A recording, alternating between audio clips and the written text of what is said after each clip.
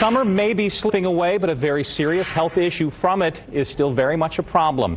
And it is our morning checkup, West Nile virus. Medical expert Dr. Janel Gordan is here with some advice on how to deal with it, how to get ahead of it so that you don't even have to have this problem in the first place. Numbers are pretty daunting this year. What's happened? Very interesting. So what we're being told is this time of year is the peak season for mosquitoes, and the rates or cases for West Nile virus are actually up 40% per usual. That's national numbers. Like, we're talking hundreds of people who are ill with it. What about Indiana? Are we following that trend? Yes, so actually our first case here in the state took place in Vanderburgh County back in July, and since then we're up to 15 total cases, majority of those being more severe, affecting the nervous system. Let's talk a little bit about symptoms, whether it's nervous system or some of the, I don't want to call them lesser symptoms because they're all really unpleasant, but when this first started, we all knew them by heart.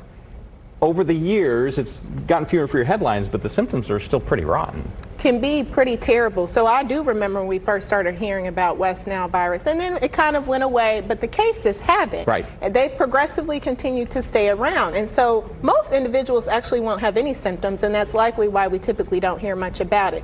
Oftentimes, individuals may have flu-like symptoms, which would include a fever, mouth fever, some nausea, vomiting, possibly even a rash. However, a lot of individuals also can experience neurological symptoms, and that can include inflammation of the brain and spinal cord, as severe as paralysis, and even death, Scott. Well, that's all fairly terrifying. So at what point do you seek treatment?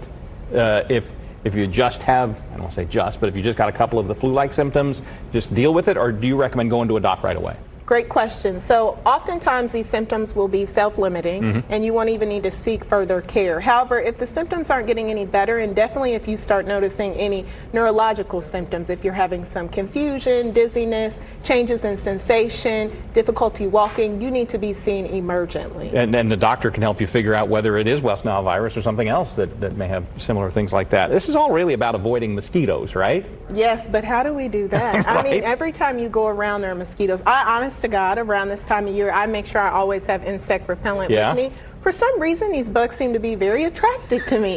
So make sure that you do have an EPA-registered insect repellent. Okay. Make sure that you're minimizing breeding grounds, especially around the home. So even a bottle cap can be a harboring site for these mosquitoes. So get rid of any type of container that could cause water to be drawn to it. And then if possible, make sure that you have screens on your windows as well as your doors when you're out and about this time of year. Although we all like to look nice in our summer wear, loose-fitting, long-sleeve shirts and pants are going to be your best bet. And then, as always, if symptoms aren't getting better, if you do find yourself to have been struck by a mosquito, please seek medical evaluation. We have a big rain cistern, rain barrel in the yard, and I never think about it.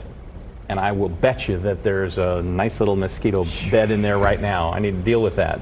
Today. So don't I turn into a breeding ground for the family and my neighbors. Doc Gordan, thank you very much for being with us today. Dr. Janel Gordan, our medical expert.